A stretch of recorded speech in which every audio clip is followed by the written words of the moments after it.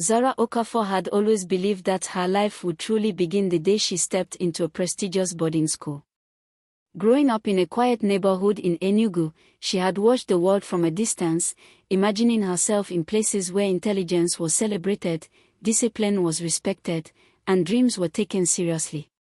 While other girls her age dreamed of fancy clothes and weekend outings, Zara dreamed of libraries, courtrooms, and long debates. She wanted to become a lawyer, not just for success, but to prove that her voice mattered. Her parents had always encouraged her ambitions, though in different ways. Her mother, Amoka Okafor, was gentle but firm, always reminding her that character was as important as success. Her father, Daniel Okafor, was quieter, a man who spoke little but observed deeply. When the admission letter from Royal Crest College arrived, it felt like a miracle. Zara screamed with joy, dancing around the living room, while her mother smiled with pride and her father stared at the letter longer than necessary. "You deserve this," he finally said, but Zara did not notice the worry behind his words. Preparation for school became a celebration in their home. Zara packed her bags with excitement, imagining the friends she would make, the opportunities she would discover, and the future she would build. On the day they left for Lagos, she barely slept. As the car sped along the highway, she watched the countryside disappear and the city rise before her eyes. Her heart beat wildly with anticipation. When they arrived at Royal Crest College, the sight of the school left her breathless. The tall gates, the wide lawns, the elegant buildings, and the confident students walking across the campus made her feel as though she had stepped into a world far bigger than anything she had known. This was where greatness was born, she thought. Her parents hugged her tightly before leaving. Her mother whispered into her ear, "Remember why you came here. Focus on your studies. Avoid bad company. And never forget who you are." Zara nodded eagerly, promising herself that she would never disappoint them. The dormitory was loud and chaotic. Girls laughed, shouted, and dragged their suitcases across the floor. Zara felt nervous at first, but her roommate, Leila Adebayo, quickly put her at ease. Leila was cheerful, outspoken, and warm. She helped Zara unpack and joked that boarding school was a place where only the brave survived. In the first few weeks, Zara adjusted quickly. She attended classes diligently, impressed her teachers, and began to feel confident in her new environment. But she soon realized that Royal Crest College had an invisible hierarchy among students. At the top were the senior girls, and among them, one name stood out above all others: Serena Blackwood. Serena was tall, elegant, and intimidating. She walked with confidence, spoke softly, and yet everyone listened when she spoke. Teachers admired her brilliance, students feared her influence, and juniors whispered her name with both admiration and fear. Zara noticed how people made way for her in corridors and how her friends followed her every move. One afternoon during lunch, Serena called out to Zara. "Hey, new girl. Come here." Zara hesitated, remembering Leila's warning about the senior girls, but curiosity pulled her forward. Serena studied her for a moment, then smiled faintly. "You have confidence," Serena said. "Stick with us, and life here will be easier." Zara felt flattered. Being noticed by Serena felt like being chosen by someone important. She didn't realize that this moment would change her life forever. Soon, Serena's group began inviting Zara to secret midnight gatherings. They called them circles. After lights out, they met quietly in hidden corners of the dormitory or in the common room. They shared snacks, whispered gossip, laughed at teachers, and talked about things that felt forbidden. Serena often said that rules were for people who were afraid to live. "If you follow every rule, you never discover who you truly are," she told Zara one night. Zara didn't want to seem childish or boring, so she joined them more often. At first, everything felt harmless. But gradually, the atmosphere began to change. One night, Serena handed Zara a drink. "It's just soda," she said casually. But it tasted strange. Zara hesitated, but everyone else was laughing, so she swallowed it. As the night went on, the conversation became uncomfortable. Questions about love, attraction, and relationships filled the air. Zara felt uneasy but tried to laugh along. Another night, in a dimly lit common room, Serena asked Zara if she had ever kissed anyone. The room went silent. Zara's cheeks burned as she shook her head. Serena smiled slowly. "You're too innocent," she said. "We should fix that."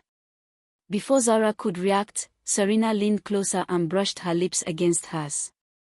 The moment felt cold, foreign, and wrong. Zara wanted to pull away, but fear and confusion froze her body. The other girls laughed and applauded as if something great had happened. "You're one of us now," Serena said proudly. Zara forced a smile, but inside her something shattered. That night, she cried quietly into her pillow, afraid that someone might notice. From that moment, Zara began to change. Serena's influence grew stronger. She started believing that her parents didn't understand her and that Serena's group was the only place she truly belonged. She became distant from Layla, stopped studying seriously, and began lying to her parents about her activities at school. Layla noticed the change and tried to warn her.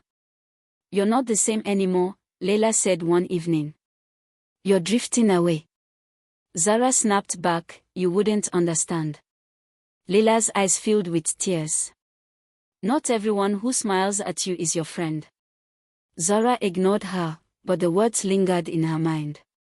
During midterm break, Zara returned home. Her mother noticed the difference immediately. The lively girl she once knew had become quiet and guarded. Her laughter was gone, her eyes full of secrets. When asked about school, Zara gave short answers and avoided eye contact. Amoka felt a deep fear in her heart.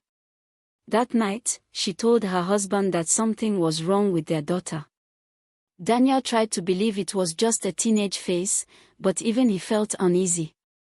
Unable to ignore her instincts, Amoka visited Royal Crest College secretly and requested a meeting with the school counselor. The counselor hesitated before admitting that some senior girls were influencing younger students in harmful ways. Amoka felt her heart sink. Her worst fears were being confirmed. Back at school, Amoka tried to talk to Zora, but Zora refused to open up. Later that night, however, Zora finally confided in Layla. She admitted that she felt trapped and confused by Serena's group. Layla held her hand and told her that she didn't have to follow them anymore, that they could find another way together. For the first time in months, Zara felt hope. When Zara started distancing herself from Serena's group, Serena noticed. She confronted Zara one evening, her voice cold. "You think you're better than us now?" Serena asked. Zara said nothing. "Why are you acting strange?" Serena continued. Zara lowered her eyes. "Maybe I just don't belong here." Serena's expression darkened. "Don't forget who brought you here." The friendship that once felt glamorous now felt dangerous. One evening, while returning from the library, Zora overheard a conversation she was never meant to hear. She heard voices in an abandoned hallway and stopped when she recognized Serena's voice. "You promised me protection," Serena said angrily. "I did what you asked." Zora froze. The counselor replied, "You were supposed to recruit girls, not traumatize them." Zora's heart pounded violently. Recruit girls. Later, Zara began to piece together the truth. Years earlier, Serena herself had been a victim. A former staff member had manipulated her and introduced her to unhealthy influences.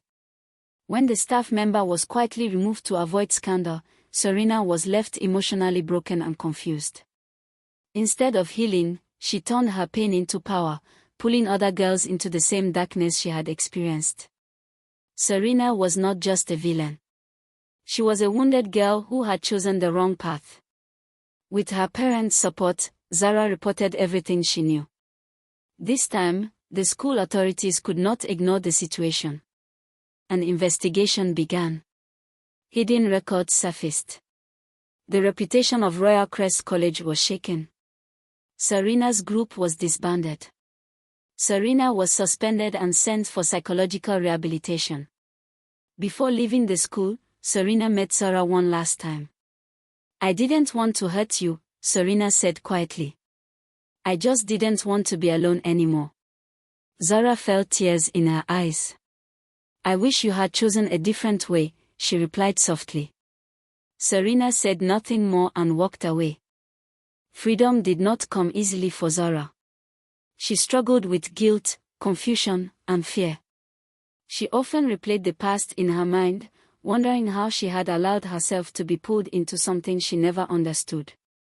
But slowly, she began to rebuild herself. She returned to her studies, joined debate club, made new friends, and rediscovered her dreams. Leila remained by her side, encouraging her and reminding her that she was stronger than she believed. During the holidays, Zara finally told her parents everything. Her mother hugged her tightly and assured her that she was not alone. Her father told her that true strength was not in hiding pain but in facing it. By her final year at Royal Crest College, Zara had transformed into a confident and independent young woman. She mentored younger students and spoke openly about peer pressure and emotional manipulation. She learned to trust herself again, to listen to her instincts, and to value genuine friendships over forced belonging. On graduation day, as she stood on the grand stage and looked into the crowd, she saw her parents smiling proudly. She felt grateful for the journey that had shaped her, even though it had been painful. As her mother held her hand outside the school gates, she said softly that schools shape children, but homes shape souls. Zara understood then that silence had almost destroyed her, but courage had saved her. And from that day on, she promised herself that she would never allow fear to silence her again. Subscribe for more videos.